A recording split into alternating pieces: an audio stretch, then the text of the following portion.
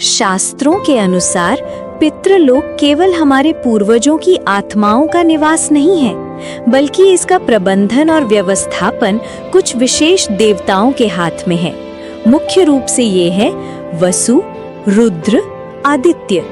ये देवता ही divine trustee या आध्यात्मिक व्यवस्थापक हैं। ये ट्रस्ट कैसे काम करता है? एक बैंक ट्रस्ट का उदाहरण। इसे एक आधुनिक ट्रस्ट की तरह समझें, जिसे आपके पूर्वजों के कल्याण के लिए बनाया गया है। एक, आपका अर्पण, द डिपॉजिट। जब आप श्राद्ध में अन्न, जल और अपनी श्रद्धा अर्पित करते हैं, तो आप इस डिवाइन ट्रस्ट में एक ऊर्जा का डिपॉजिट यानी एनर्जी डिपॉजिट करते हैं। ये अर्पण आपके कुल और इन पितृ देवताओं यानी ट्रस्टियों को संबोधित होता है। 2, मैनेजर का काम, द प्रोसेसिंग।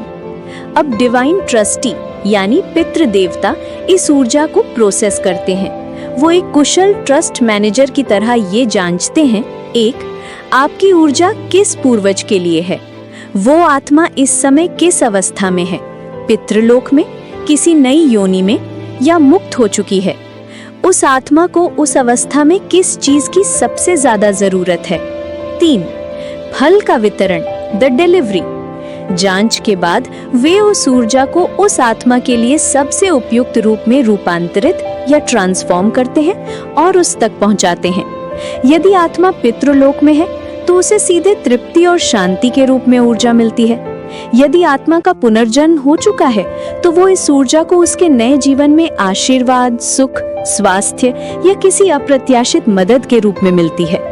यदि आत्मा मोक्ष पा चुकी है तो ट्रस्टी ये ऊर्जा पुण्य फल के रूप में आपको ही लौटा देते हैं, क्योंकि मुक्त आत्मा को इसकी आवश्यकता नहीं है। ये व्यवस्था अचूक क्यों है?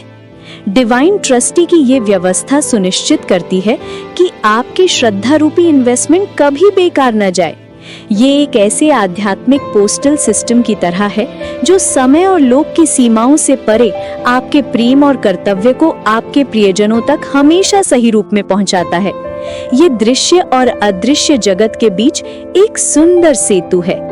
यहाँ दी गई जानकारी विभिन्न शास्त्रों, पुराणों, हिंदू दर्शन और लोक मान्यताओं पर आधारित है तथा सभी जानकारी सामान्य ज्ञान, शैक्षिक उद्देश्यों और सामान्य जागरूकता बढ़ाने के लिए है।